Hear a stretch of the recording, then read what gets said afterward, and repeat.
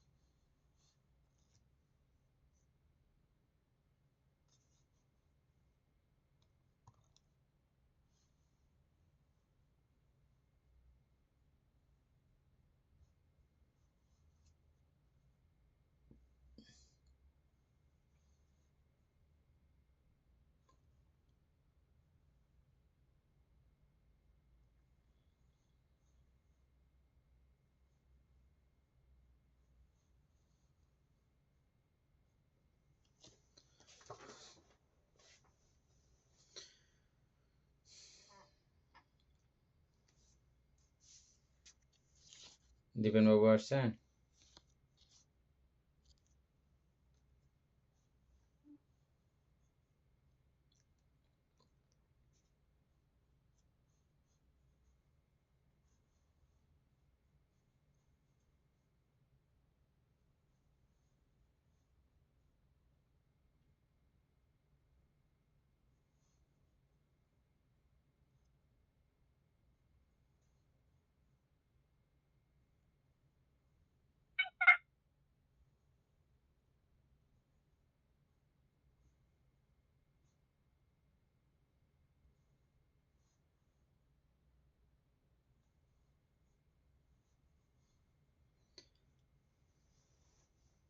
অমিতা বড়ুয়া, পঞ্চদ্বার বিধির খাস স্থান ও কৃত্য কি কি এটা বাইর করতে পারছেন? হ্যাঁ বানতে বলেন। এখানে পঞ্চদার বিটির খাস স্থান হচ্ছে যে আপনার স্থান হচ্ছে যে ওই আপনার 14 প্রকার 10 প্রকারের স্থান আর 14 প্রকার কাজ। 10 প্রকারের স্থানগুলো বলেন। 10 প্রকারের স্থানগুলো হচ্ছে যে প্রতিসন্ধি, ভবাঙ্গ, আবর্তন। আর যেটা আমরা ওই পঞ্চদার দর্শন, শ্রবণ, গান, আচ্ছাদন, স্পর্শ, এগুলো পঞ্চবিজ্ঞান, এগুলো হচ্ছে যে এক স্থান। তারপর হচ্ছে সম্প্রতীচ্য, সন্তিরণ, ব্যবস্থাপন, যবন, তদালম্বন ও চ্যুতি।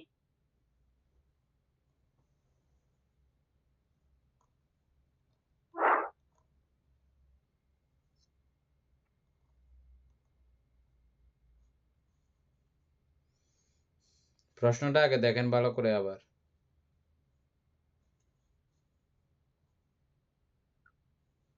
পঞ্চদার বিধির খাস স্থান ও এটা কৃত্য কি কি? এটা আপনাকে পুরাটা বলে নাই, শুধু পঞ্চদ্বার। আচ্ছা, পঞ্চদার হচ্ছে যে এখানে আপনার চক্ষুদার, শ্রোতদার, ঘ্রাণদার, জিহ্বাদার, এগুলো দিয়ে যেগুলো আমাদের মানে এগুলো বিটির মাধ্যমে যেটা পঞ্চদ্বারে যদি উৎপন্ন হয়, এই পঞ্চদ্বারের মধ্যে যে কোনো দ্বারে উৎপন্ন হলে ওইটা ওইভাবে মানে বিটি শুরু হবে। এই পঞ্চদ্বারের পঞ্চদ্বারের মধ্যে খাস স্থান কোনটা?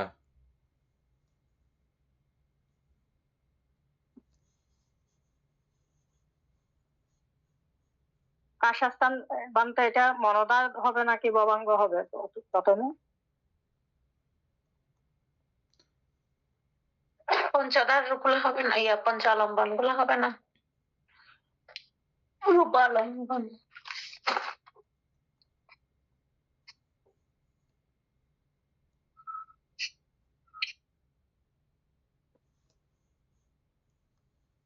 পঞ্চদার গুলা হবে না বানতে?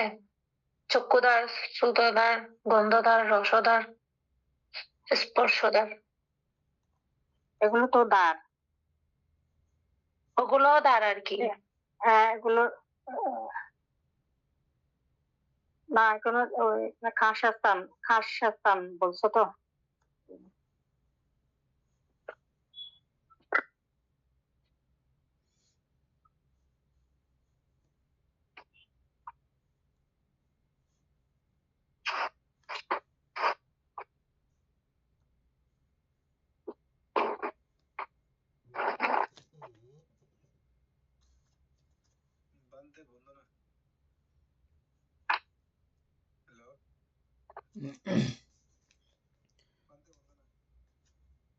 এটার উত্তর কোথায় পাওয়া যায় একটু করে ইয়াতে দেখতে হবে, আরো উপরে গিয়ে দেখতে হবে।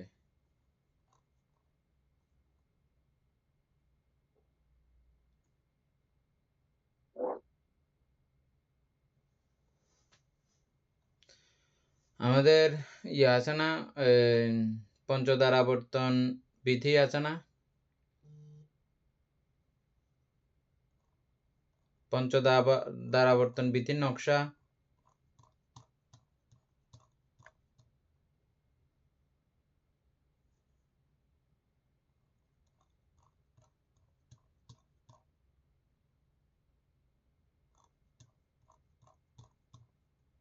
প্রতি মহৎ আলম্বনের বিধির নকশাটা পঞ্চদ্বার বিধির মধ্যে পড়তেছে না?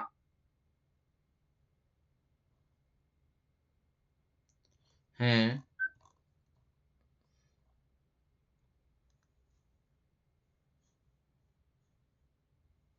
পরিত্যালম্বন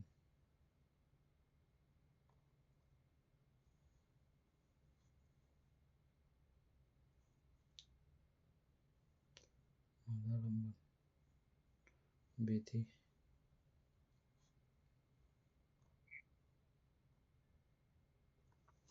আচ্ছা, যাই হোক, এটা আমরা খাস স্থান বলতে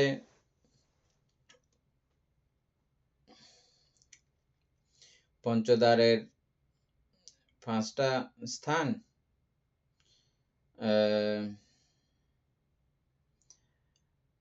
এরপরে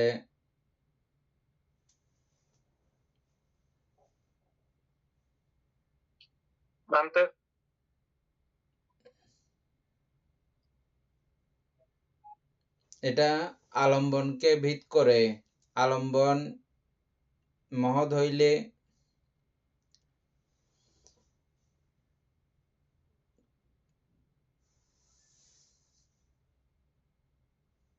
যেহেতু পঞ্চদ্বার উল্লেখ হয়ে গেছে, তার মানে দ্বার পর্যন্ত চিত্ত গেছে, যাওয়ার পরে বিজ্ঞান হয়েছে, নাহলে এটা বলা যাচ্ছে না। তাহলে দ্বিপঞ্চ বিজ্ঞান, এরপরে সম্প্রতীচ্য সন্তিরণ কোথায় পর্যন্ত আসবে,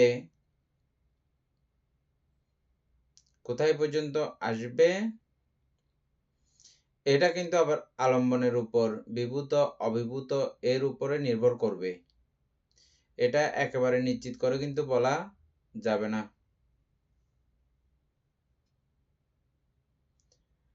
আমরা এটার উত্তর এখনো ফাইনাল করতেছি না, এমনি জাস্ট এটা আলোচনার মধ্যে থাকলো। হ্যাঁ, দিবেন বাবু বুঝেন, খাস স্থান কোনটা, পঞ্চদ্বার বিধির খাস স্থান কোনটা, এটা জিজ্ঞেস করছে না? তাহলে আমরা উত্তর দিতে হবে যে ভবাঙ্গ থেকে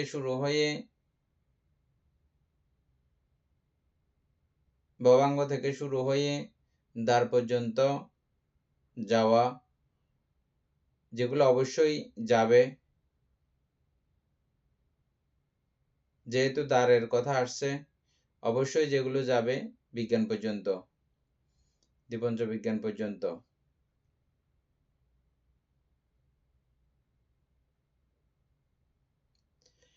এখানে বিধি যেহেতু বলছে, সেক্ষেত্রে পুরো চিত্ত প্রবাহটা আসবে না এখানে পঞ্চদ্বারের মাধ্যমে যে চিত্তটা উৎপন্ন হচ্ছে। তো ওগুলোকে বিধি আমরা বলি নাই, যেগুলো অভিভূত আলম্বন, ওগুলোর বিধিও আমরা পড়ছি না। সেই ক্ষেত্রে সেটা তো মনোদার বিধির মধ্যে পড়তেছে না, বিবৃত অভিভূত যখন হচ্ছে। মনোদার ভীতি পড়লেও এটা আমার দ্বারের সঙ্গে সম্পর্কিত হয়ে হয় নাই, তা তো হয়েছে এখন তো। তাহলে এই ক্ষেত্রে সেটা কোনোটাই ঠিকঠাক মতো করে ইয়ে করা যাচ্ছে না।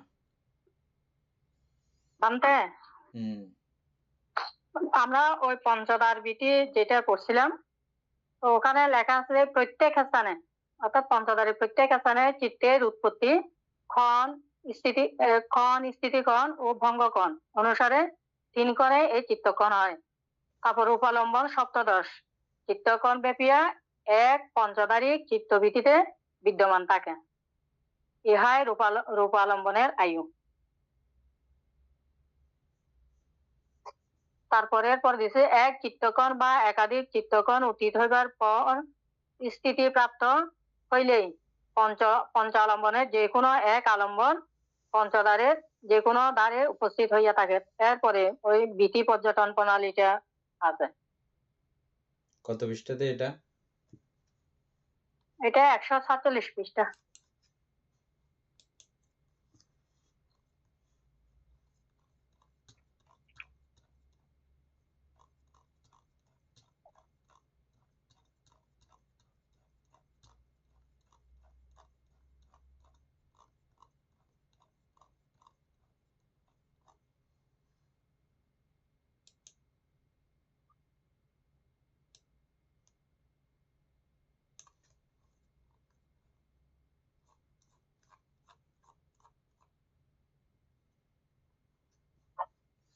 পঞ্চদার ভীতি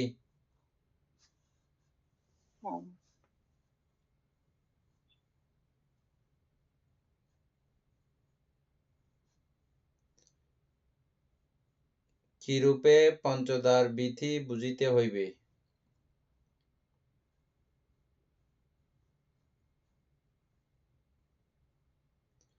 প্রত্যেক স্থানে চিত্তের উৎপত্তি স্থিতি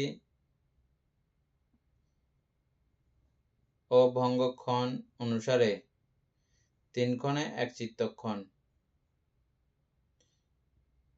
এদূর ঠিক আছে। তারপরে রূপ আলম্বন সপ্তদশ চিত্তক্ষণ ব্যাপিয়া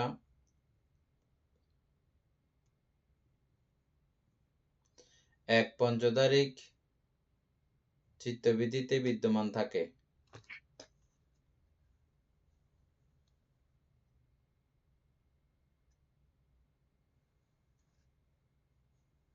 পঞ্চদারিক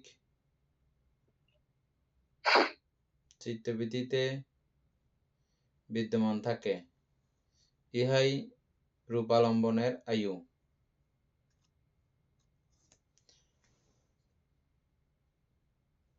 সপ্তদশ চিত্তক্ষণ 17 চিত্তক্ষণ, তাহলে 17 চিত্তক্ষণ পর্যন্ত এই পঞ্চদারিক বিধিগুলো থাকে, কিন্তু আমরা দেখছি যে এর আগেও বন্ধ হয়ে যায়।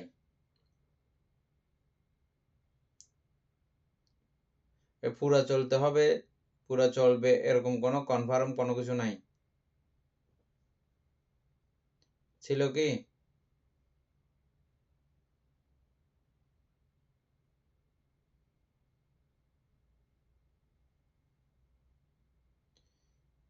ইহা রূপালম্বনের আয়ু।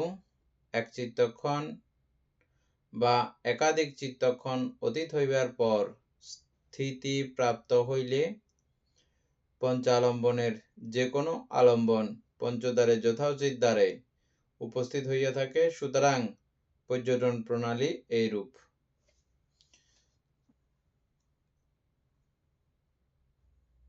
এক চিত্তক্ষণ অতীত হইবার পর যখন উপস্থিত হয় তখন 2 চিত্তক্ষণ ভবাঙ্গ চলনে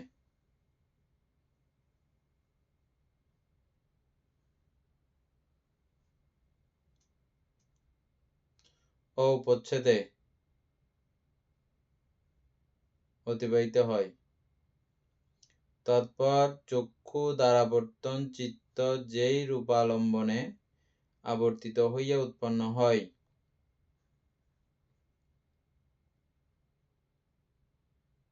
ও নিরুদ্ধ হয়, এটা প্রথম চিত্তক্ষণ। রূপালম্বনে আবর্তিত হইয়া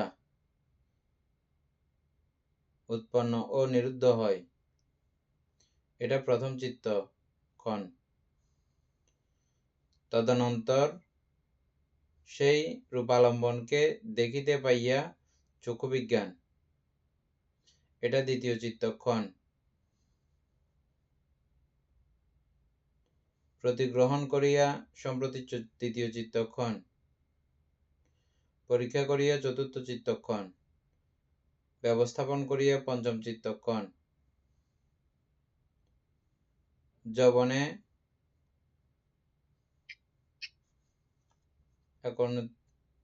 29 কামবচর যবন চিত্তের মধ্যে অবস্থান অনুসারে, অর্থাৎ 7 চিত্তক্ষণ পর্যন্ত আমরা দেখেছিলাম তো, 5 আর 7 তাহলে 12। তদালম্বনে 2 পর্যন্ত হতে পারে 14,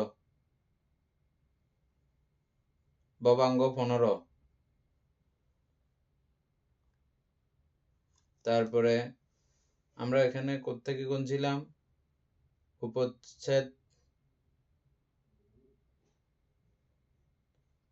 2 চিত্তক্ষণ ভবাঙ্গ চলনে উপচ্ছেদে 15 আর 2 এ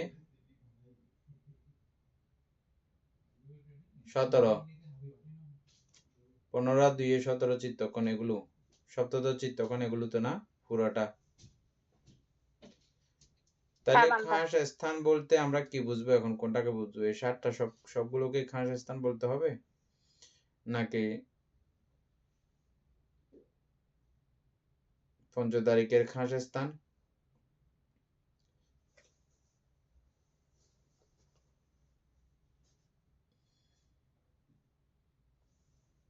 যাই হোক, এটা সমাধান হয় নাই ভালো করে। হ্যাঁ,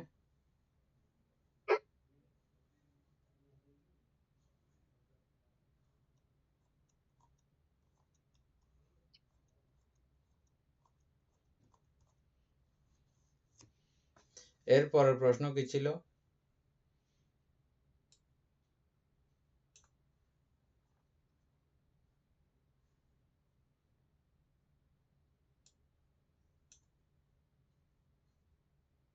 এর পরেরটা হচ্ছে যে ও কৃত্য কি কি, খাস স্থান ও কৃত্য কি কি।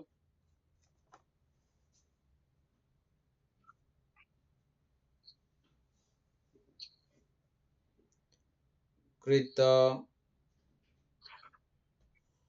এদিকে আমরা 5টা তো পাইলাম না। পঞ্চদ্বারের পঞ্চকৃত্য,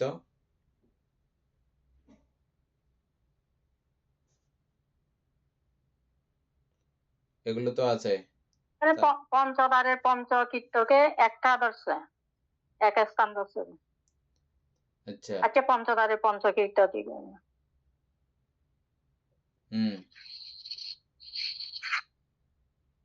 এটা পঞ্চদ্বারের কথা একসঙ্গে আসছে তো। হ্যাঁ, এটা স্থানে আছে, স্থানের মধ্যে পঞ্চদ্বারের একটা স্থান। তারপরে আর কাজ তো পঞ্চদ্বারে এটা থাকবে। এখানে 14 প্রকার কাজ লেখা আছে। চিত্তের 14 প্রকার কাজ। হ্যাঁ, 14 প্রকার কাজগুলো আবার আবৃত্তি করেন। একটা প্রথমে প্রতিসন্ধি, 2 ভবাঙ্গ, 3 আবর্তন, তারপর 4 দর্শন, 5 প্রতিসন্ধি থাকবে না। প্রতিসন্ধি পঞ্চদ্বারের বেলায় এই প্রতিসন্ধি গুলো আসবে না।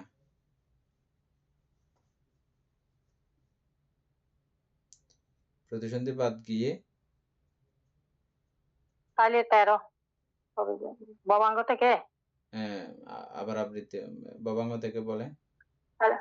ভবাঙ্গ, আবর্তন, তারপর দর্শন, শ্রবণ, ঘ্রাণ, আচ্ছাদন, স্পর্শ, সম্প্রতীচ্য, সন্তিরণ, ব্যবস্থাপন, জবন, তদালম্বন, চ্যুতি। চ্যুতিটাও বাদ। তাইলে 12 এই- প্রকার হবে। এই 12 কাজ। প্রকারের কৃত্য হবে। তারপরে আমি একদম ফাইনাল করে বলতেছি না, এটা আরো আলোচনা করব তারপরে। তাহলে এই 12 প্রকার কৃত্য আপনি পঞ্চদ্বারের এটাকে একটা কাজ বলছেন কেন? এখানে তো পাঁচটা কাজ লেখা আছে ঠিকই। না, আমি স্থানের কথা বলছিলাম তো। স্থান, এটা 5টা স্থান এবং কাজও এখানে 5টা আছে। দর্শন, শ্রবণ আলাদা আলাদা দিয়েছে না? দিছে, কিন্তু ওইখানে বইটা তো ওইরকম পাইছি যে। আমরা তো এখন কত পৃষ্ঠাতে পড়েছেন এখন? এটা বানটা আমি 124 পৃষ্ঠার মধ্যে পাইছিলাম এগুলো। চিত্তের কাজ ও মানে চিত্তের কাজ, চিত্ত কাজ বা ওই কাজ 14 প্রকার, আর স্থান ভেদে 10 প্রকার।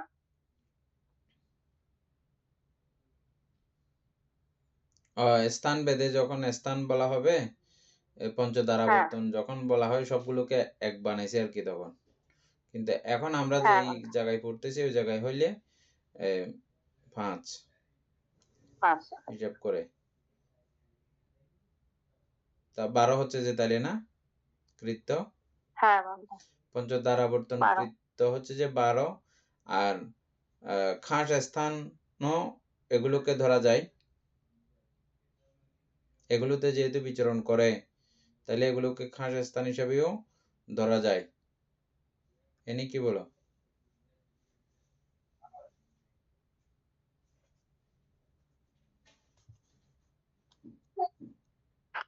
बनते हैं। দিবেন বাবু কি বলে?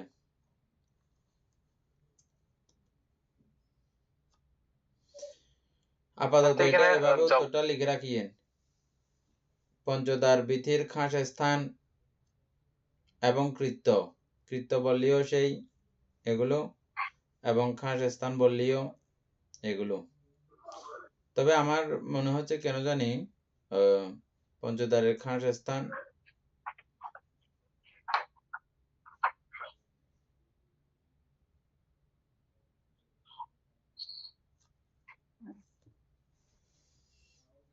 জীবন বিজ্ঞান বানতে এটা ওই কামাবছর মনোদার বিধির মধ্যে আছে তো 14 চিত্ত করে বর্ণনা বানতে। কামাবছর মনোদার বিধির মধ্যে টিকের মধ্যে আছে বানতে এটা। পরন্ত একা দিছে বানতে আবর্তন প্রথম, তারপর দর্শন, শ্রবণ, পঞ্চবিজ্ঞান, তারপর সম্প্রীতি, সন্তিরণ, ব্যবস্থাপন, জবন, তারপর তদালম্বন, সপ্তকৃত্য, আবর্তনাদি 5 স্থানে এক এক চিত্তক্ষণ, জবনের 7 ও তদালম্বনের 2 সহ 14 চিত্তক্ষণ মন্ত্র হিসেবে বেটে দিছে আর কি। মমতার বিধি মন্ত্র।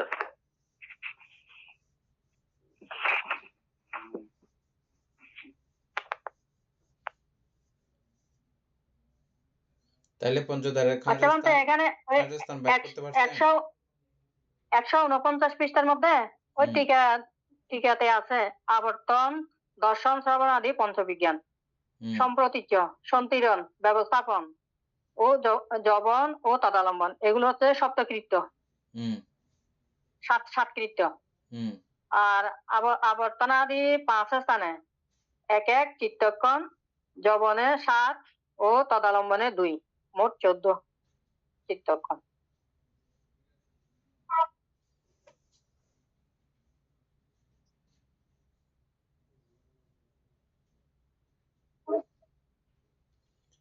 তাইলে পঞ্চদ্বারের খাস স্থান পাওয়া বলতে আমরা এখন কি বুঝলে ভালো হবে?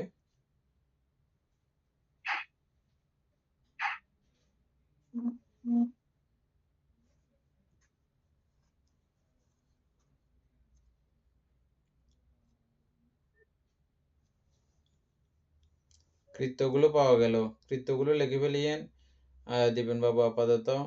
আর পঞ্চদার ভিত্তির খাস স্থান আপাতত এগুলো যেগুলো কৃত্য ওই জায়গাতে এগুলো বিচরণ করতেছে, ওই হিসাবে খাস স্থান এটাও বলতে পারেন। আর ওইভাবেও হতে পারে দ্বিপঞ্চবিজ্ঞানই খাস স্থান।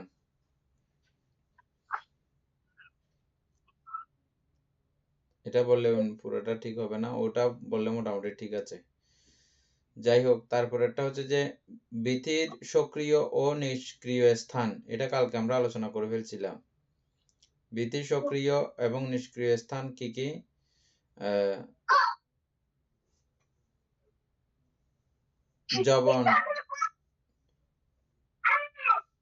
জবন স্থানে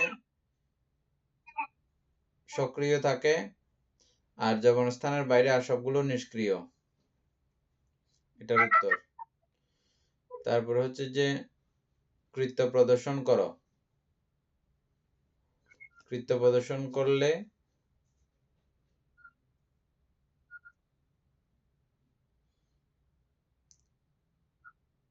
কৃত্যগুলো আঁকে আঁকে দেখাইতে বলছে না?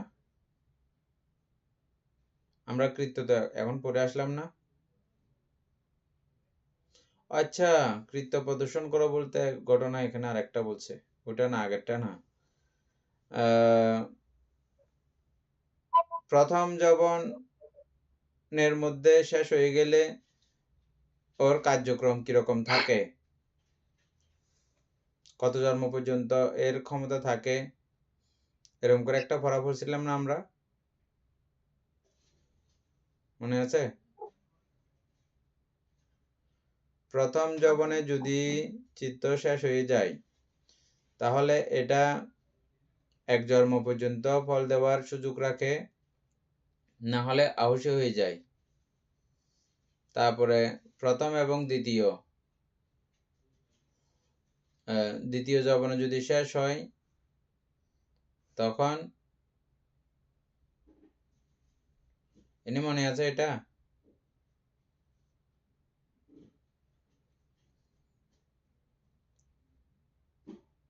বাংতে প্রথম হ্যাঁ যবন, মনে আছে। দ্বিতীয় যবন, তারপরে ওদিকে 6 এবং 7, প্রথম ষষ্ঠ এবং এবং সপ্তম।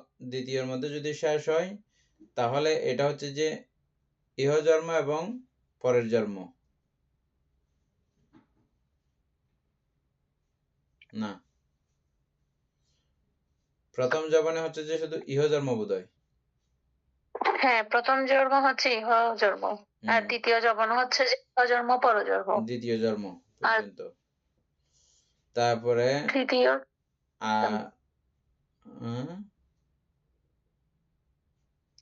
তৃতীয় চতুর্থ পঞ্চম। ভুল হচ্ছে। প্রথম যবন এবং দ্বিতীয় যবন হচ্ছে যে ইহজন্মে শুধু।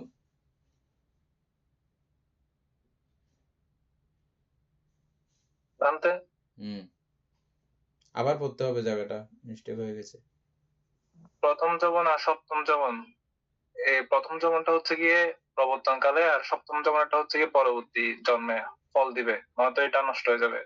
মাঝখানে 5 যবন যেগুলো আছে এগুলো হচ্ছে গিয়ে শত জন্ম বা সহস্র জন্ম পর্যন্ত এটা ইয়া থাকে। আচ্ছা, এক ছিল যে না? মানে প্রথম যবন আর সপ্তম যবনের হচ্ছে গিয়ে একটা করে।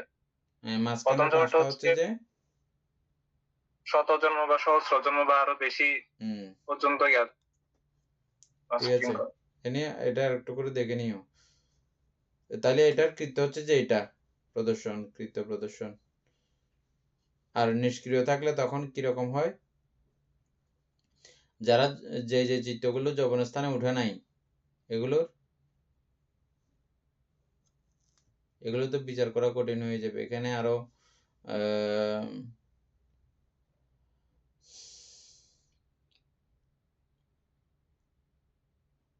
নিষ্ক্রিয় স্থান, সন্তিরণ চিত্ত, এগুলো কিন্তু নিষ্ক্রিয় স্থান।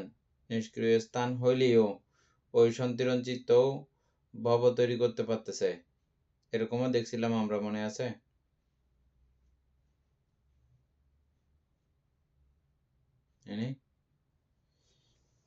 বাংলা আমরা প্রশ্নগুলো কেন পড়তেছি? এটা তো সময় নষ্ট করা ছাড়া কোনো কিছুই না মনে হচ্ছে।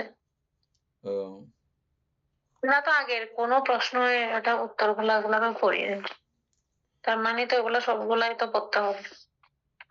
না, সময় নষ্টের বিষয় না, এটা এখানে আসলে অনেক কিছু বোঝার আছে, এই কারণে আসলে আমরা করতে চাইছিলাম আর কি এটা মূলত। যেমন এখন এখন আগেরও এর এখন উত্তর আছে। কিন্তু অনেক আচ্ছা, কিছু যাই হোক, আছে যেগুলো এখনো এমনি আমরা মানে অতটুকুও ভালোভাবে পড়া হয়নি। প্রশ্নগুলো উত্তর খুঁজতে গেলেই বুঝতেছি যে মানে অতটুকুও ভালো করে বইটা এখনো পড়া হয়নি, যায়নি, যে কারণে যার মাধ্যমে আমরা এটার উত্তর বের করতে পারবো ওইভাবে হয় নাই।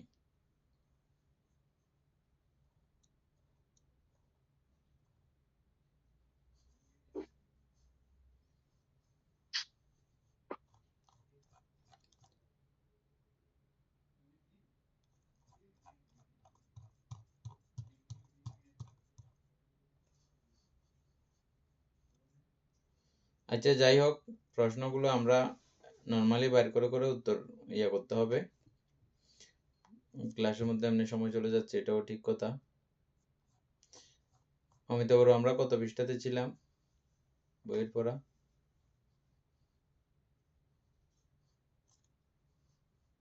নামটা আমরা 172 পৃষ্ঠার মধ্যে 72 পৃষ্ঠা, ওই যে ক নাম্বার কামসুগতি ভূমির সপ্তাহ স্তর, এটা ওই টিকাটা পড়া আলোচনা করবেন একটু।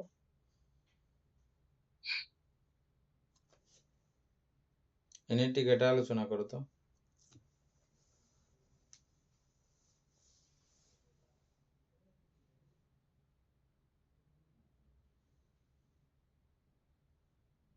আমরা একদম নিচে থেকে শুরু করা ভালো হবে, 3 নাম্বার 70 প্রজাপতি থেকে, কারণ 2 নাম্বারটা মানে আলোচনা হয়ে গেছে। শক্র, প্রজাপতি, বরণ, ঈশান প্রভৃতি 33 জন সহ পুণ্যকারী দেবতার বাসভূমি ত্রয়োতিংশ দেবলোক। ত্রয়োতিংশ দেবলোক আপনারা নাম শুনেছেন। ত্রয়োতিংশ দেবলোকের একটা ইয়েও আছে, জাতকও আছে। মানে প্রথম ওই 33 জন দেবপুত্রকে কেন্দ্র করে ওরা প্রথমে গিয়েছিল বলে ওটার নাম ত্রয়োতিংশ দেবলোক। ত্রয়োতিংশ মানে 33। এদের নামও ছিল শক্র, প্রজাপতি, বরণ, ঈশান, আর বাকিগুলোর নাম লেখছে না, 4টা নাম আসছে এখানে।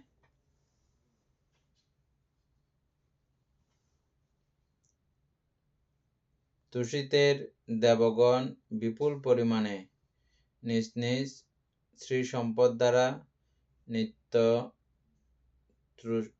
হৃষ্টতুষ্ট চিত্তে বাস করেন। এত কিছু আলোচনা নাই এখানে।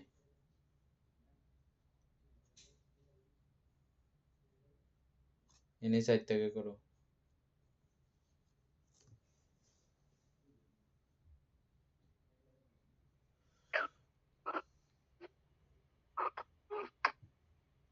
মহেশ্বর্যশালী দেবকুলের নামই জাম। মৃত্যুরাজ যম হইতে ইহারা পৃথক দেবতা।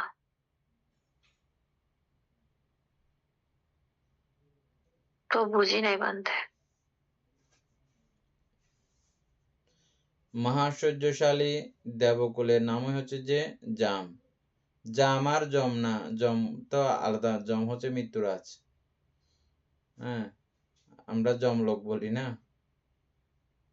যম মানে এরকম মৃত্যুরাজ নামে কোনো কিছু তো নর্মালি নাই। মানুষের কারণে আয়ু ক্ষয়ে, পুণ্য ক্ষয়ে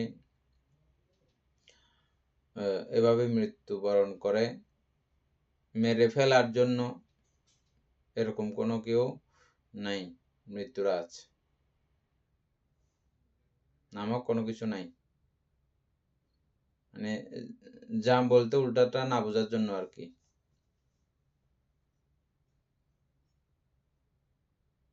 জাম মানে কি দেবলোক? জামসর্গ একটা আছে না, বান্ধে, হ্যাঁ। ওইটা আর কি। নিজ নিজ নিজ নিজ ভোগ সম্পত্তি নির্মাণের রতি আছে বলিয়া ইহারা নির্মাণরতি দেবলোক।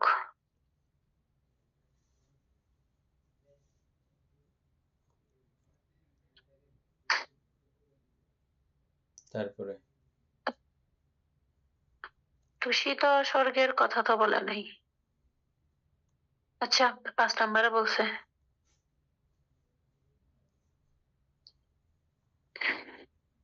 বান্তে প্রথমে 3 নাম্বার দিল, এরপরে 5 নাম্বার দিল, এরপর আবার 6 নাম্বার, এরপরে 4, এরপরে আবার 6, এরপরে 7। কিছু এভাবে একটা কেন দিল? কিছু একটা ঘটনা আছে, পুরোটা পড়ো। সেটাই তো চিন্তা করতেছি। শত্রু, প্রজাপতি, বরুণ, ঈশান প্রভৃতি 33 জন সহ পুণ্যকারী দেবতার বাসভূমি ত্রৈতিংশ দেবলোক। তারপরে 4 নাম্বার হচ্ছে যে মহাঐশ্বর্যশালী দেবলোকের নাম 33 জন যা। পুণ্যকারী দেবতা মানে ওইখানে শুধু 33 জন দেবতাই থাকে যে না ত্রৈতিংশ দেবলোকে? না, 33 জন দেবতা থাকে না, এটা এটা সহ। জাতকটা একদিন পড়বো আর কি, আমরা এখানে একটা আছে, জাতক আছে। আচ্ছা, তারপরে হচ্ছে তুষিতের দেবগণ বিপুল পরিমাণে নিজ নিজ শ্রী সম্পত্তি দ্বারা নিত্য হৃষ্ট তুষ্ট চিত্তে বাস করেন।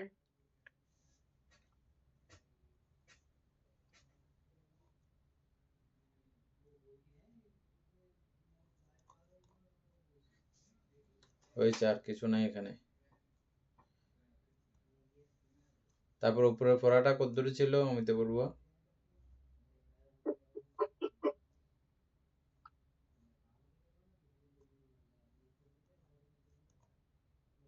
আমরা ওই চতুর্বিধ ভূমি এটা পরে পরে যাচ্ছি আর কি। অপায় ভূমি এগুলো এতটুকু পর্যন্ত শেষ। অপায়ভূমি পড়তে গিয়ে দূর পর্যন্ত আসলো জানা, মানে 172 মনুষ্য লোক থেকে মানে ওটা এখন আলোচনা হচ্ছে আর কি, এখান থেকে ঠিক আছে বললো।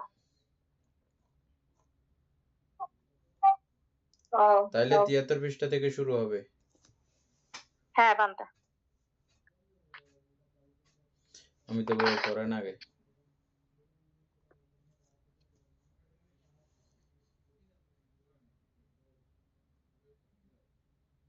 বান্তা ওই গ নাম্বারটা পর্বত আর কি, রূপবছর ভূমি 16 স্তর, 16 প্রকার স্তর।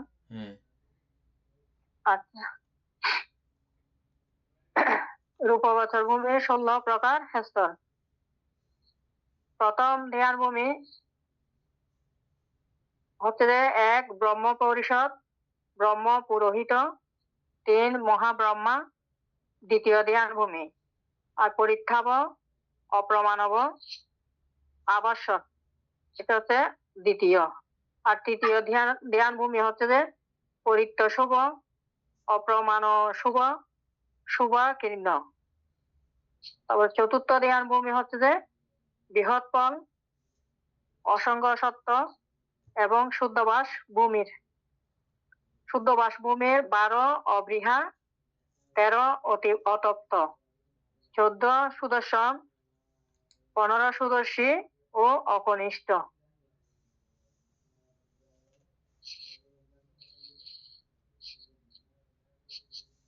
ওই এগুলো ওই 73-এর এখানে ঠিক আলোচনা করার ঠিক কিছু আছে?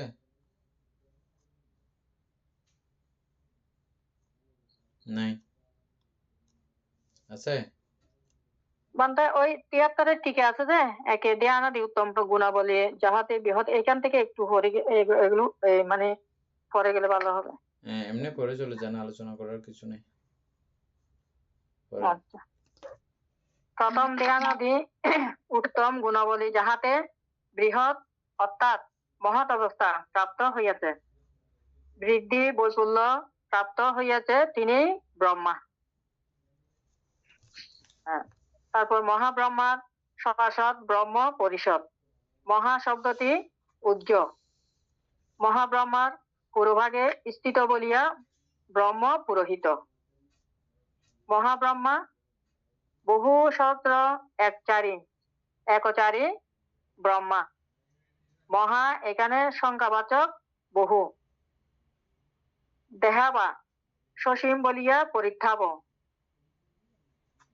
অসীম বিদায় অপ্রমাণব এবং বিচরিত হয় বলিয়া আবশ্যক। শুভ ঘনীভূত ও অচল রশ্মি পুঞ্জ। তদ্বারা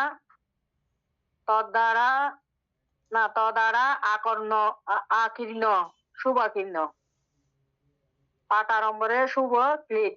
উপেক্ষা ধ্যান বলে উৎপত্তি হেতু তাহারা অবিবর্তিত বিপুল পুণ্যফলের অধিকারী, তাই তাহারা বৃহৎ ফল। সংজ্ঞা বিরাগ ভাবনা হেতু উৎপন্ন রূপসত্যই অসঙ্গ সত্য। কামরাগ ও প্রতিঘানুষয়ের অপনোদনে শুদ্ধমনা অনাগামী ও অরহতের বাসভূমি শুদ্ধবাস ভূমি। এই শুদ্ধবাসের প্রথম তলবাসীরা অল্পকালের মধ্যে স্বস্থান পরিত্যাগ করেন না বলিয়া অবৃহা। দ্বিতীয় তলবাসীরা কোন চিত্ত পরিদাহ দ্বারা তপ্ত হন না বলিয়া অতপ্ত। পরিশুদ্ধ প্রজ্ঞা চক্ষু সম্পন্ন হেতু সুষ্ঠুরূপে দর্শন করেন বলিয়া তৃতীয় তলবাসীরা সুদর্শন এবং সুষ্ঠুতর রূপে দর্শন হেতু পরবর্তী তলবাসীরা সুদর্শী, অন্য কোন ভূমির কনিষ্ঠ নহেন বলিয়া পঞ্চম তলবাসীরা অকনিষ্ঠ। ইহারাও অনিত্য ও ধর্মাধীন। এগুলো মানতো ওইগুলোর উত্তর অর্থগুলো দিছে আর কি, সেগুলো দেবভূমি।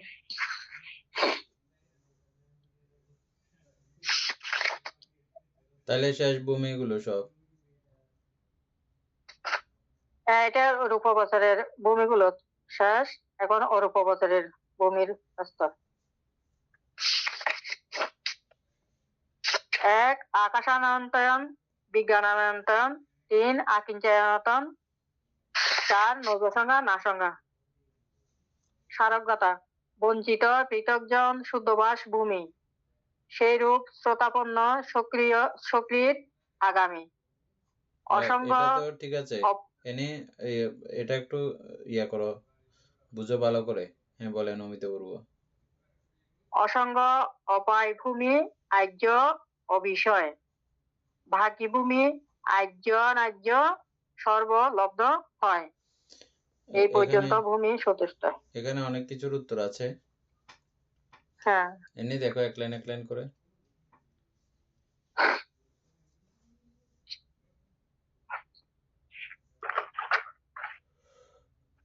বলছে যে বঞ্চিত পৃথকজন শুদ্ধাবাস ভূমি। এটা তো বোঝা যাচ্ছে, অর্থাৎ পৃথকজন যারা, সেটা মানে ওনারা কখনো শুদ্ধাবাসে যেতে পারেন না। একটা গেল, এক লাইন বোঝা গেল। হ্যাঁ, তাহলে শুদ্ধাবাসের মধ্যে কখনো পৃথকজন যারা আছে তাদের জন্য শুদ্ধাবাস ব্রহ্মলোক না।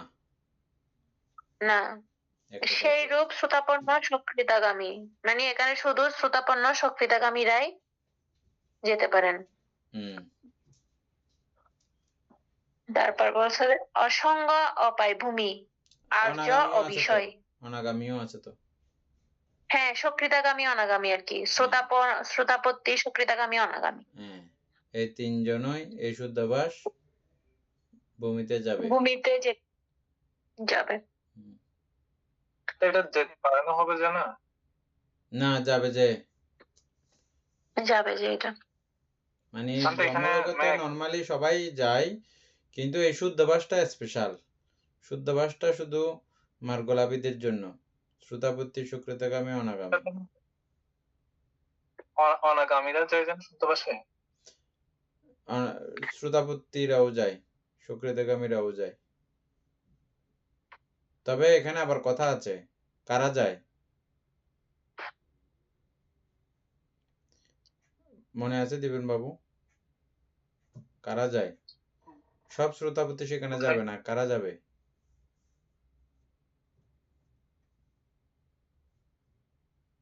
পঞ্চ ধ্যান যারা লাভ করছে পঞ্চম ধ্যানের মধ্যে একটা হিসাব পাইছিলাম আমরা, কোন ধ্যানে পর্যন্ত, কোন ধ্যানের স্তর কোনগুলো? ওটা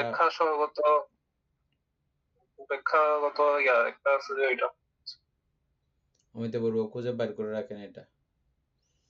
আচ্ছা যাই হোক, এই শুদ্ধ বাসভূমিতে এরা যায়, আর এরপর লাইনে নেই। অসঙ্গ অপায় ভূমির আর্য অবিষয়ী। এটা কি? অবিষয়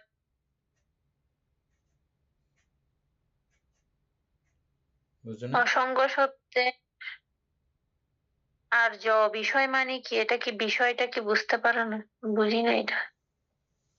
দীপেন বাবু বুঝছে তো, বলে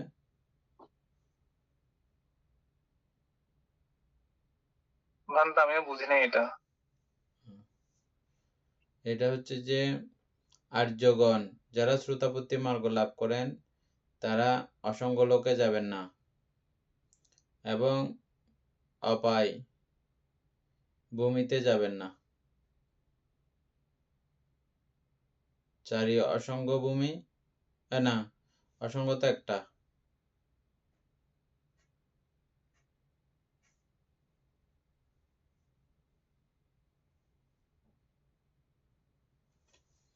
তাহলে এই পঞ্চ জায়গাতে আর্যগণ যাবে না। অসঙ্গ লোক এবং চারি উপায়।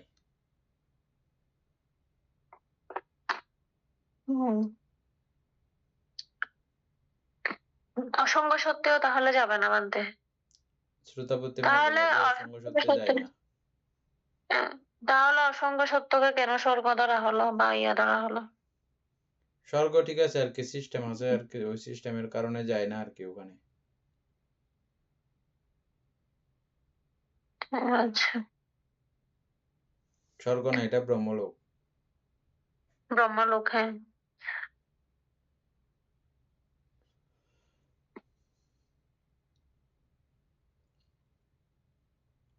বানতে এখানে অসঙ্গ সত্ত্বেও তো কোনো ধরনের কোনো সংস্কার হয় না, না মানে সংস্কার হওয়ার তো কোনো সুযোগই নেই ওনাদের।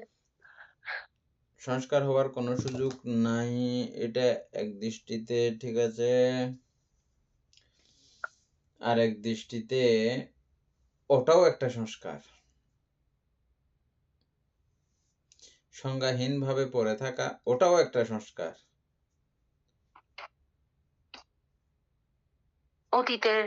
অতীতের সংস্কার না,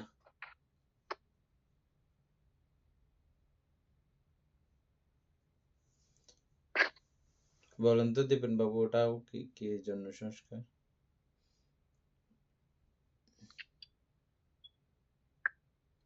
আমিও বুঝতেছি না এটা।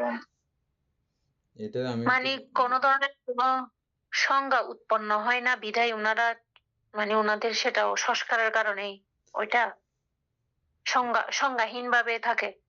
ওটাও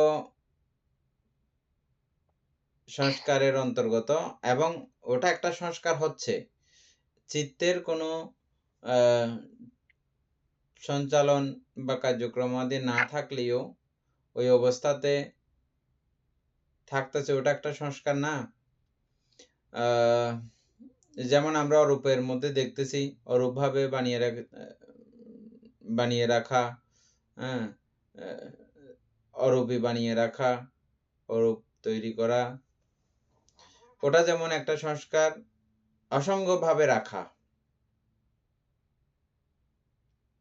চিত্তকে পুরো অসংজ্ঞায়িত ভাবে রেখে দেওয়া,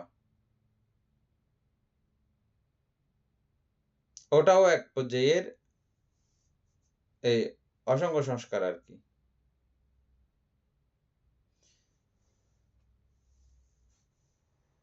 বুঝাইতে পারি নাই?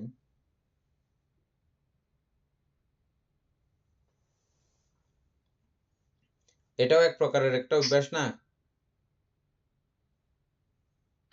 এটা এক প্রকারের একটা চৈতসিক না?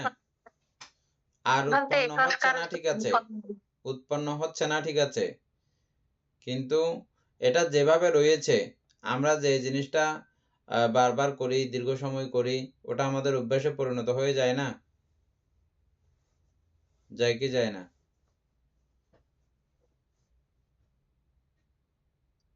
বানতে হ্যাঁ যাই। উনি দীর্ঘকাল ধরে এই অবস্থায় পড়ে থাকেন যিনি, ওনার এটা একটা সংস্কার হয়ে গেছে না, অভ্যাস হয়ে গেছে না, ওই দৃষ্টিকোণ থেকে যদি বলি। কিন্তু এটার তো কোনো ফল নাই মনে হয়। ফল থাকবে না কেন? অবশ্যই ফল থাকবে। এবং আমরা এটা জানি যে দীর্ঘকাল, যেমন আমরা মা কাশ্যপ ভান্তের জীবনী যখন পড়েছিলেন আপনারা, আপনাদের এটা মনে আছে নিশ্চয়ই। উনি এবং ওনার স্ত্রী দুজনেই তারা দীর্ঘকাল ব্রহ্মলোকে ছিলেন। ব্রহ্মলোকে নিষ্কামতা ভাবে দীর্ঘ সময় তারা পার করেছে, বিদায় মনুষ্যলোকে এসেও তাদের কামের প্রতি ছন্দ ছিল না, কামে বিরাগী ছিলেন, এমনটা আমরা পেয়েছিলাম, মনে আছে? কেন? কারণ তাদের ওই পূর্ব সংস্কারের কারণে।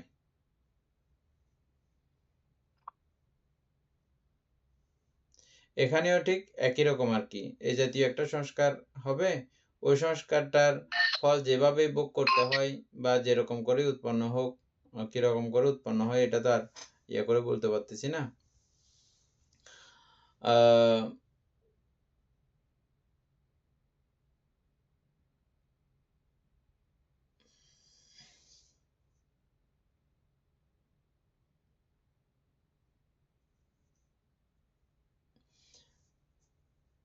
একটু ব্যবধান আছে। আমরা নিরুৎ সমাপত্তি বুঝছিলাম তো ভালো করে?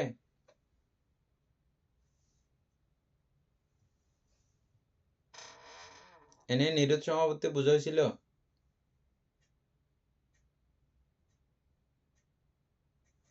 বানতে নিরোধ সমাপত্তি জ্ঞান হচ্ছে যে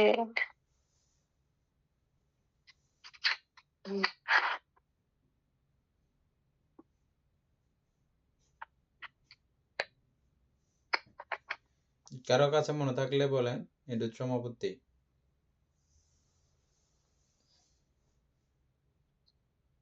ওইখানে মনে হয় ভান্তে চিত্ত প্রবাহ আর ভবাঙ্গের অস্তিত্ব মনে থাকে না ওই হ্যাঁ, নিরোধ সমাপত্তি। ওখানে থাকে না। এখানে ভবাঙ্গ এবং চিত্ত প্রবাহ এগুলো আছে, এগুলো আপাতত ছায়ানহীন অবস্থায় আছে।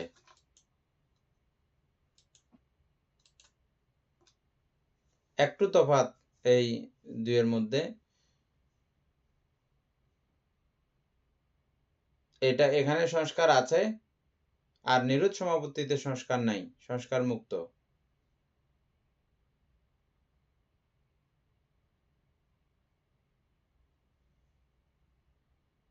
সুপ্তভাবে আছে, গুপ্তভাবে আছে, যেটা একদম সেন্সলেস অবস্থায় থাকে।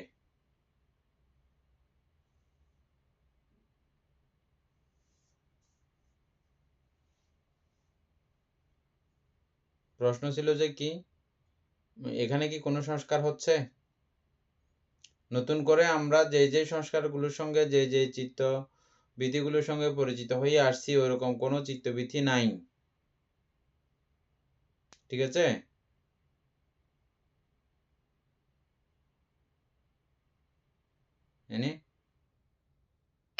বানতে এটা নিরোধ সমাপত্তির সাথে কিভাবে মিলবে? নিরোধ সমাপত্তির সঙ্গে মিলবে না, আমি মিলবে বলে বলি নাই। নিরোধ সমাপত্তি একেবারে সংস্কারবিহীন, সমস্ত কিছু নাই। দেহ আছে বটে, কিন্তু দেহের সঙ্গে মনের সঙ্গে কোনো কিছুর সঙ্গে কোনো কিছুরই সম্পর্কহীন অবস্থা, একেবারে নিরোধ, সর্বকিছু নিরোধ করে থাকতে পারা নিরোধ সমাপত্তি। তবে এই জায়গায় অসঙ্গ লোকের মধ্যে নিরোধ না,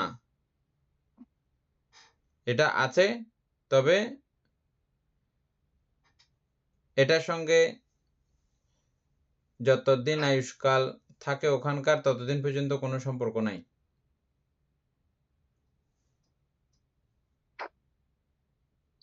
ভবাঙ্গ থাকে ভবাঙ্গ থাকে অসঙ্গ সত্যের মধ্যে। ভবাঙ্গ থাকে, হ্যাঁ। ভবাঙ্গ থাকে এবং এটার পরিবর্তন এই কার্যক্রমও প্রতিনিয়ত চলতে রয়েছে এবং নিত্যতার গতিধারা সেখানেও বিরাজমান।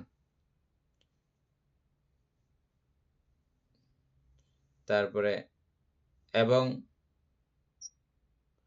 ওটা একটা সংস্কার হচ্ছে, তার সেই ব্রহ্মার নির্দিষ্ট আয়ুষ্কাল ক্ষয় হচ্ছে, ওখানকার ওই সংস্কারের এক প্রকারে ক্ষয় হচ্ছে, আবার ওটা একটা সংস্কার সুগঠিত গঠিত হচ্ছে সংস্কারটা। যে যেটা করি ওটার সংস্কার হয়।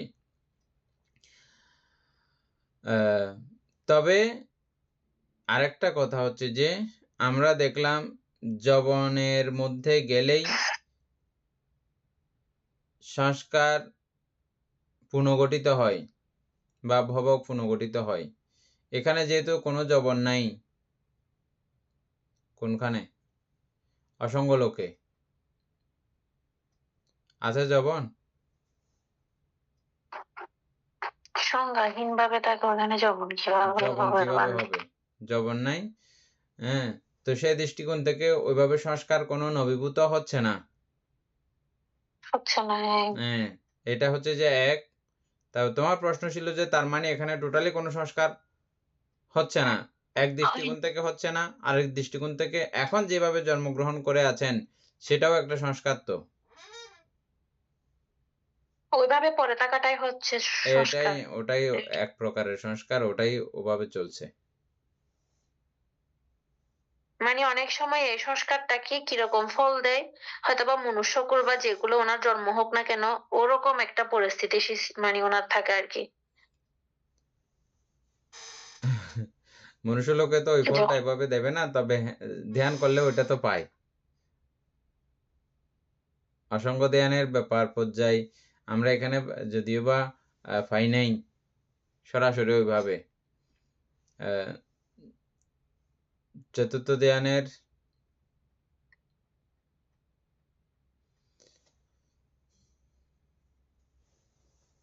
এমনি অসঙ্গ লোকটা আগে বুঝা হয়েছিল আমাদের ভালো করে।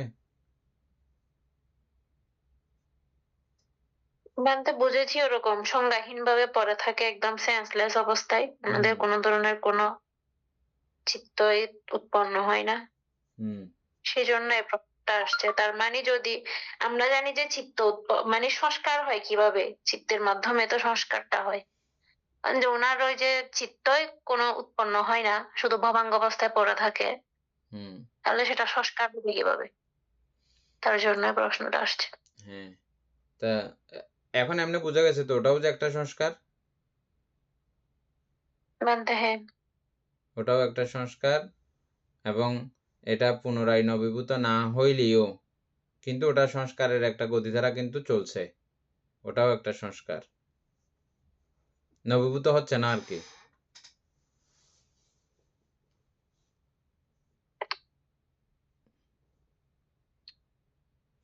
না হলে তো ওটা দেখতো না,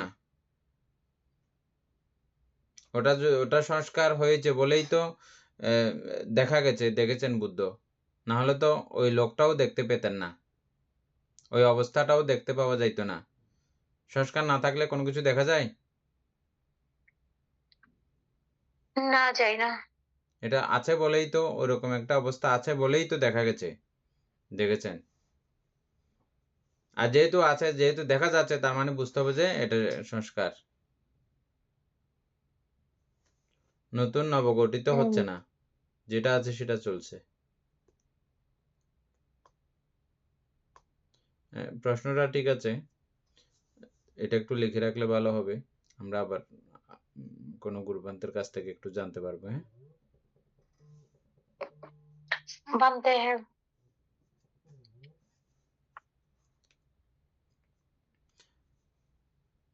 তাহলে আমরা কত পৃষ্ঠা পর্যন্ত গেলাম যে এখন?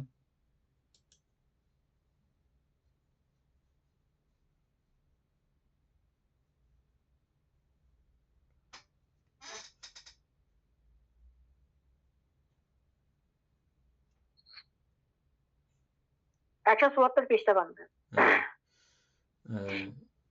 174 পৃষ্ঠার যেখানে পড়ছে এখানে পর্যন্ত থাকুক। আমাদের প্রশ্ন উত্তরগুলো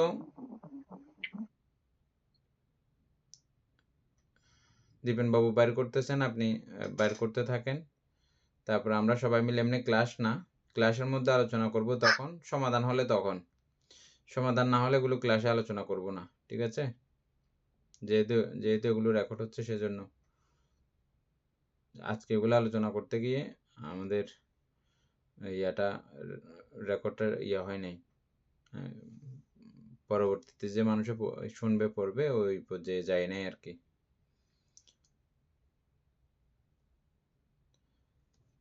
তাহলে আমরা এগুলো চেষ্টা করব, আমরা নিজেরা যদি সমাধান হয় তাহলে ক্লাসে তুলব, নাহলে তুলব না। যাই হোক, আজকে আমরা এখানে শেষ করি।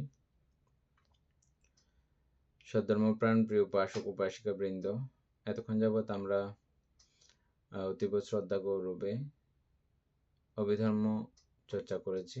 এতে আমাদের অপ্রমেয় পুণ্য সাধিত হয়েছে। পুনরায় অনন্ত চক্রালয় সত্যগণকে দান করছি, গুরুভান্তে দেহকে দান করছি, মাতা পিতাগণকে দান করছি, এবং এই পুণ্যের কাছে আমরা প্রত্যেকে প্রার্থনা করব নির্বাণ লাভ অবধি অসৎ ব্যক্তি মূর্খ ব্যক্তি পাপমৃত্যু সংসর্গ লাভ না করে সদা সর্বদা জ্ঞান দীক্ষিত কল্যাণ মৃত্যু সান্নিধ্য সংসর্গ লাভ করতে সক্ষম হই। এইরূপ সাধু সংকল্প পোষণ করে আজকের মতো ক্লাস এখানে সমাপ্ত করছি। সাধু সাধু সাধু।